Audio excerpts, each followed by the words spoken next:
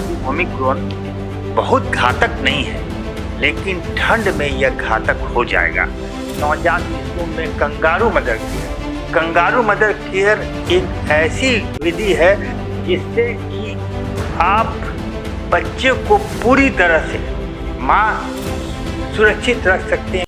बिहार में तीसरी लहर ने दस्तक दे दी है और कोरोना लगातार बिहार में भी पैर पसारते जा रहा है। ठंड का प्रकोप है और बढ़ते ठंड के कारण कोरोना और कहीं ना कहीं खतरनाक रूप अख्तियार करते जा रहा है। इन तमाम मुद्दों पे बात करने के लिए हमारे साथ प्रसिद्ध डॉक्टर शिशु के डॉक्टर सरवण सर है, उनसे बात करेंगे और समझने की कोशिश करेंगे कि जिस प्रकार से कोरोना का कोहराम लगातार बढ़ते जा रहा है और ठंड का प्रकोप भी लगातार कहीं ना कहीं चरम पे है। ये बढ़ते ठंड के कारण बच्चों को कैसे बचाया जाए, बुजुर्गों को कैसे बचाया जाए, और कोरोना जिस प्रकार से लगातार ओमिक्रॉन का लगातार प्रकोप बढ़ते जा रहा है, इसके लिए क्या कुछ सावधानियां बरतने की जरूरत है, तमाम मुद्दों पे बात करेंगे। सर, लगातार बिहार में तीसरी लहर ने दस्तक दे दी है। जिस प्रकार से देखा जाए ठंड का प्रकोप है, कोरोना और कोहराम मचा रहा है, लगातार बच्चों के लिए कहीं ना कहीं खतरनाक है। इसके लिए क्या कुछ सावधानियां बरतने की जरूरत है और ओमिक्रॉन कितना खतरनाक है? यह कोरोना के समय में ठंड, कड़ाके की ठंड बच्चों और बुजुर्गों के लिए जानलेवा है। और हमें कोरोना में ठंड एक बहुत बड़ी बात हो गई। जब कोरोना में अगर हम लोग ठंड से नहीं बचा पाएंगे तो कोरोना, चूंकि अभी ओमिक्रॉन बहुत घातक नहीं है, लेकिन ठंड में यह घातक हो जाएगा। इसलिए सबसे ज़्यादा ज़रूरी है कि हम ठंड को कैसे बचा पाएँ। तो ठंड के लिए बच्चों में जो हम लोग करते हैं वो तो करते ही हैं कि हर बच्चे को हम लोग ठंड से बचाते हैं। टोपी, मोजा और गरम खाना, गरम दूध तो देते ही हैं, लेकिन कभी कभी होता है कि हम लोग पहचान नहीं पाते हैं कि बच्चे को ठंड लग रही है कि नहीं। तो स्पेशली छोटे बच्चे और नवजात शिशुओं में हम लोग बच्चे को देखते हैं कि बच्चा तो शांति से सोया हुआ है, लेकिन बच्चे को ठंड लग रही है। इसकी पहचान के लिए एक डॉक्टरी सलाह ये है कि बच्चे को हम लोग छुएं, बच्चे का टच करें। टच से अगर हम लोग, ये है कि हाथ की हथेली से नहीं, हाथ के पीछे के सतह से हम बच्चे के हाथ पैर को छुएं। हाथ पैर को अगर छूने से बच्चा अगर ठंड महसूस, आप बच्चे का हाथ पैर ठंडा महसूस करते हैं तो आपको समझिए बच्चे को ठंड लग रही है। चाहे बच्चा सो रहा है, बच्चा कुछ भी हो रहा है, तो बच्चे को ठंड लग रही है, उसे ज़रूर मोजा और टोपी पहना करके और गर्म वातावरण करके, और सबसे ज़्यादा ज़रूरी है अभी नवजात शिशुओं में kangaroo mother care. Kangaroo mother care एक ऐसी विधि है जिससे कि आप बच्चे को पूरी तरह से माँ सुरक्षित रख सकते हैं, गर्म रख सकती हैं। और बच्चे को कंगारू मदर केयर, कंगारू एक ऐसा जानवर है जो अपने पेट की थैली में बच्चे को रखता है और उससे बच्चे को गर्म रखता है और उसी के साथ साथ बच्चे को दूध भी पिलाता है। तो उसी तरह उसी का हम लोगों ने इसको अपनाया है। कंगारू मदर केयर में माँ अपने दोनों ब्रेस्ट के बीच में स्किन टू स्किन, दोनों माँ और बच्चे के बीच में कोई कपड़ा नहीं रहेगा और बच्चा पूरी तरह से माँ से सटा रहेगा। और उस स्थिति में माँ को दूध भी ज़्यादा होता है, बच्चा गर्म भी रहता है, बच्चे का वज़न भी ज़्यादा बढ़ता है। और सबसे ज़्यादा ज़रूरी है कि माँ को यह महसूस होता है कि मेरा दिल का टुकड़ा मेरे दिल के अंदर है और हम पूरी तरह से बॉन्डिंग, जिसको कहते हैं माँ और बच्चे में बॉन्डिंग होती है।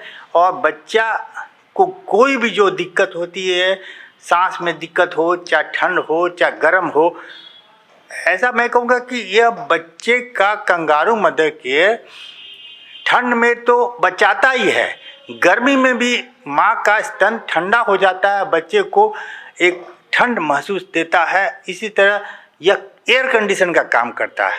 तो इसलिए ठंड और गर्म दोनों से कंगारू मदर केयर में बच्चा सुरक्षित रहता है।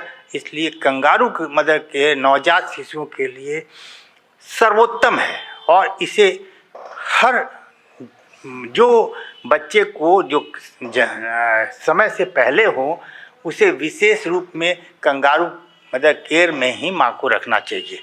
और इस तरह बच्चों के लिए यह बहुत ही उत्तम है। और मेरा कहना है कि हर बच्चे के लिए माँ का दूध और पौष्टिक खाना से, माँ का दूध और पौष्टिक खाना से ये बच्चा बचा रहेगा। दूसरी बात यह है कि इसमें बच्चे को संक्रमित लोगों से बचाना, इसलिए यह कोरोना में ही नहीं, यह जिसको फ्लू है, चाहे उसको सर्दी है, खांसी है, चाहे बैक्टीरियल इन्फेक्शन होगा, इसमें हर आदमी को मास्क लगाना है। और जिसको भी जो हुआ संक्रमित है वो बच्चे से दूर रहें और बच्चे को इस तरह से ठंड और इन्फेक्शन कोरोना से दोनों से बचा सकते हैं। सर एक चीज़ है, बच्चे के आप बड़े डॉक्टर हैं, लगातार तीसरी लहर को भी नज़दीक से देखा है। ये भी हुआ था कि 2020 में जब कोरोना आया था तो काफ़ी आक्रामक था, लगातार लोगों पे वार कर रहा था। बुजुर्गों की बात कर ली जाए तो बुजुर्गों में सबसे ज़्यादा कोरोना जो है वो इफ़ेक्ट करता है और कहीं ना कहीं उनकी मौत हो जाती है। बुजुर्ग लोग कैसे बचाव करें? अगर किसी तरह की गंभीर बीमारियाँ हैं, जो बड़ी बीमारियाँ से अगर कोई लोग ग्रसित है, वो कैसे बचाया जाए, उसको लेके क्या कुछ बुजुर्गों को आप सलाह देना चाहिए? देखिए, बुजुर्गों को अभी जो भी इन वैक्सीन ले लिए हैं उन्हें भी अब वो खतरा नहीं रहा जो पहले जो वैक्सीन नहीं लिए थे।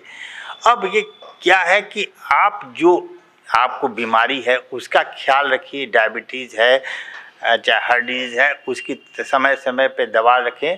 और बुजुर्गों को जो है कि घर में गर्म वातावरण में रहें, घर में आप हीटर ब्लोअर के साथ बच्चे बुजुर्गों को रखें और बुजुर्गों को पौष्टिक गरम खाना, गरम जो जितने भी हैं शुद्ध फल और पौष्टिक पदार्थ देने से बुजुर्ग ठीक रहेंगे। और इसमें कोई घबराने की बात नहीं है।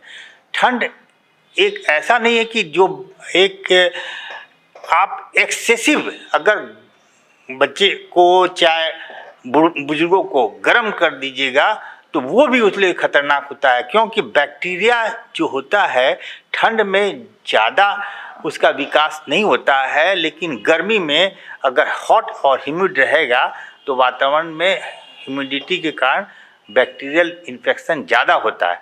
तो हमें जो कंफर्ट लेवल के हिसाब से बुजुर्गों का ध्यान रखना चाहिए।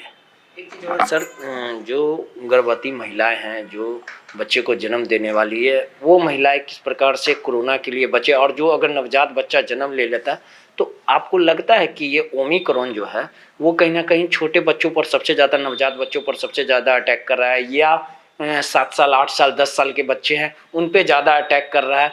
तो ये तमाम, या 15 साल के ऊपर बच्चे को भी जो वैक्सीन है वो देने की प्रक्रिया, तो नवजात जो बच्चे हैं 8 साल 10 साल के बच्चे या गर्भवती जो महिलाएं, उन पे कहीं ना कहीं ओमिक्रॉन जो है वो ज़्यादा खतरनाक है कि ओमिक्रॉन जिस प्रकार से कोरोना है, तो उनसे कैसे बचा जाए? छोटे बच्चों को कैसे बचाया जाए? छोटे बच्चों को किस प्रकार से सलाह दीजिएगा? क्योंकि अगर हालात देखा जाए तो किसी को सर्दी खांसी बुखार होता है तो कोरोना के लक्षण पाए जाते हैं, कोरोना की बात की जाती है, तो ऐसा भी है कि अभी वायरल फीवर वगैरह भी चल रहा है।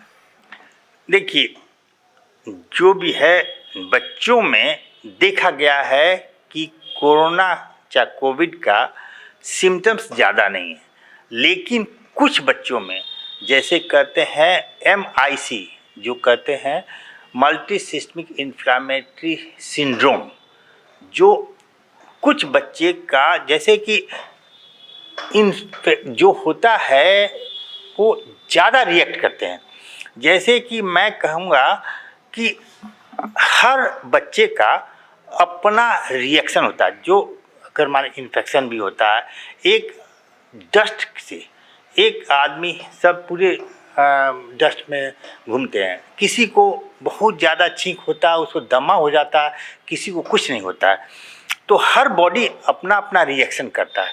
तो ऐसा है कि कुछ बच्चों में जो ज़्यादा रिएक्शन होता है उसका ट्रीटमेंट होना ज़रूरी है, लेकिन 90% बच्चों में यह कोरोना का सिम्टम्स बहुत कम रहता है। इसलिए हम लोगों ने देखा भी है कि दूसरी लहर में बच्चे कम प्रभावित हुए। तीसरी लहर में भी हमें डर था कि बच्चों में बहुत ज़्यादा प्रभाव होगा, लेकिन ऐसा हुआ नहीं, क्योंकि बच्चों में जो रिएक्शन होता है वो कम होता है और बच्चे जो सिम्टम्स होते भी हैं, जो बच्चे इन्फेक्टेड होने के बाद भी सिम्टम्स बहुत कम होते हैं। इसलिए हमें अभी तक बच्चों के लिए ज़्यादा परेशानी नहीं हुई है और बच्चे हमारे लिए ज़्यादा घातक नहीं हो पाए।